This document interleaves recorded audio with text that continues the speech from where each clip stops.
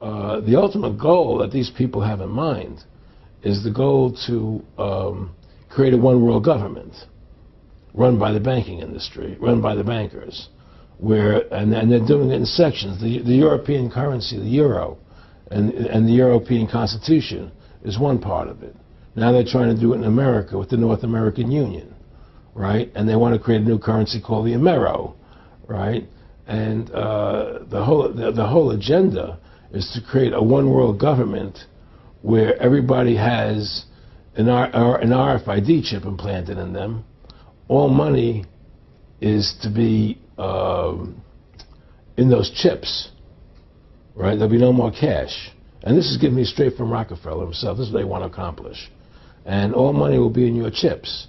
And so instead of having cash, anytime you have money in your chip, they can take out whatever they want to take out whenever they want to. If they say you owe us this much money in taxes, they just deduct it out of your chip digitally. Total control. Total control. And if you're like me or you, and you're protesting what they're doing, they can just turn off your chip. And you have nothing. You can't buy food. You can't do anything. It's total control of the people. And that chip's connected to a database that has your purchasing records, what you do, what everything, you sell. Everything is in there, you know?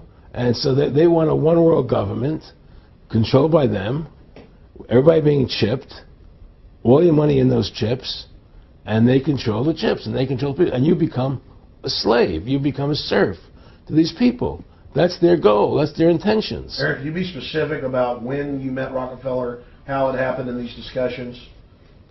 I met Rockefeller through a female attorney I knew who called me up one day and said, one of the Rockefellers would like to meet you. I had made a video called Mad as Hell, and he'd seen the video and wanted to meet me and knew I was running for governor of Nevada.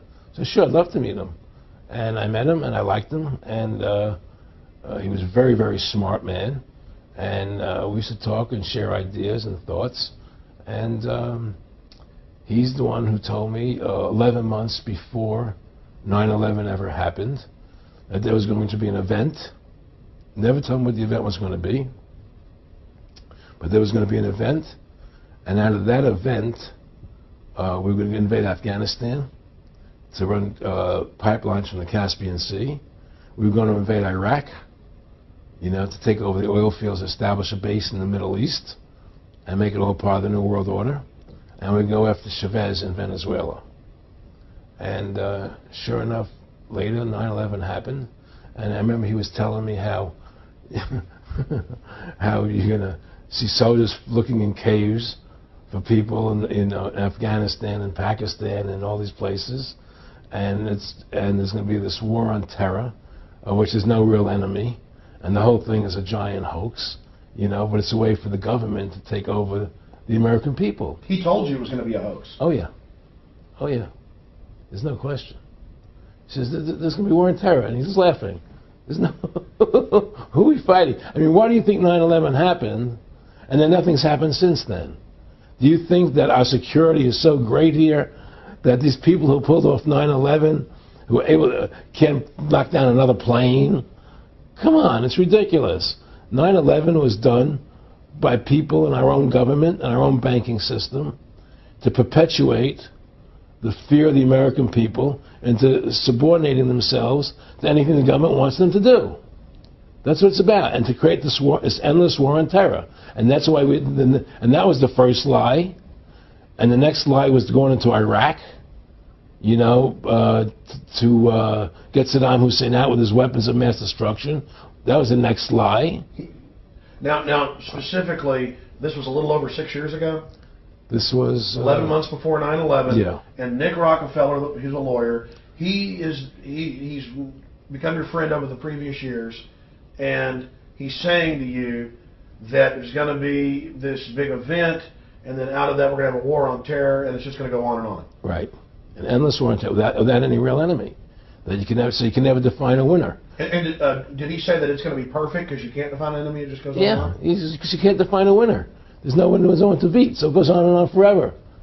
And they can do whatever they want. They scare the hell out of the American public. Look, this whole war on terror is a fraud. It's a farce. It's very difficult to say it out loud because people are intimidated against saying it. Because if you say it, they want to make you into a nutcase. But the truth has to come out. That's why I'm doing this interview. The fact of the matter happens to be that the whole war on terror is a fraud. It's a farce. Yeah, there's a war going on in Iraq because we invaded Iraq. And people over there fighting, you know. But the war on terror, it's a joke, you know. And until we discover what really happened on 9/11 and who was responsible for 9/11, because that's where the war on terror emanates from. That's where it comes from. It was 9/11 that allowed this war on terror to begin. And until we get to the bottom root of 9/11, the truth of 9/11, we'll never know about the war on terror.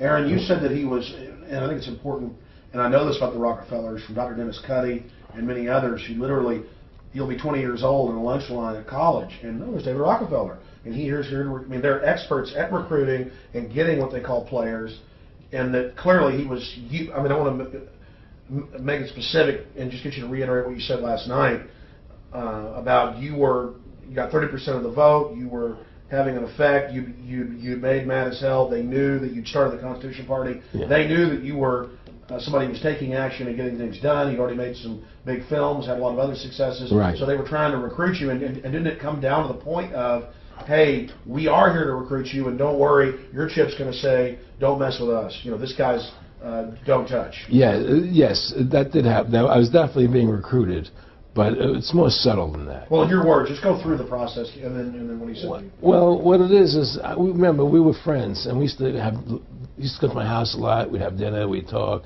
and he'd tell me about business investments that he'd get involved in, you know, or they would help me with this business investment or that business investment. And was I interested in joining the Council on Foreign Relations? You know, I would have to get a letter to join them, but was I interested in that? And, you know, just stuff, you know, leading you on. And I used to say to him that I never really did that because that wasn't where I was coming from. You know, as much as I like you, Nick, you know, your ways and my ways, we're on the opposite side of the fence. You know, I don't believe in enslaving people, you know, and he would come back with, oh, I do? Or? Well, it would be more like, you know... It's better for them. Well, it's more like, you know, how do I put it? It was like, what do you care about them? What do you care about those people? What difference does it make to you? Take care of your own life. Do the best you can for you and your family. What do the rest of the people mean to you? They don't mean anything to you. They're just serfs. They're just people. You know, it was just a lack of caring, you know, and that's just not who I was. It was just sort of like cold, you know. It was just like cold, you know. And I used to say to him, what's the point of all this? You have all the money in the world you need. You have all the power you need. What's the point? You know, what's the end goal? And he said the end goal is to get everybody chipped, to control the whole society.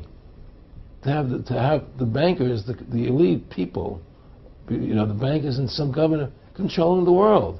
And I said, do all the people in the Council on Foreign Relations believe this way you do? He said, no. You know, most of them believe they're doing the right thing. A lot of them believe it's better off being socialistic. You know, we have to convince people that that socialism is really capitalism. Because America's becoming a socialist country. It's a communist country today. Well, one of the things they told me was that he was at the house one night, and we were talking, and he started laughing. He said, Aaron, what do you think women's liberation was about? And I said, I had pretty conventional thinking about it at that point. I said, I think it's about women having the right to work, getting equal pay with men, just like they won the right to vote, you know? And he started to laugh. He said, you're an idiot. And I said, why am I an idiot? He said, let me tell you what that was about. We, the Rockefellers, funded that. We funded Women's Lib, you know? And we're the ones who got all over the newspapers and television, the Rockefeller Foundation. He says, and you want to know why? He said, there were two primary reasons. And they were, one reason was we couldn't tax half the population before Women's Lib. And the second reason was, now we get the kids in school at an early age. We can indoctrinate the kids how to think. It breaks up their family. The kids start looking at the state as the family, as the school, as the officials, as their family, not as the parents teaching them. And so those are the two primary reasons for women's lib, which I thought up to that point was a noble thing.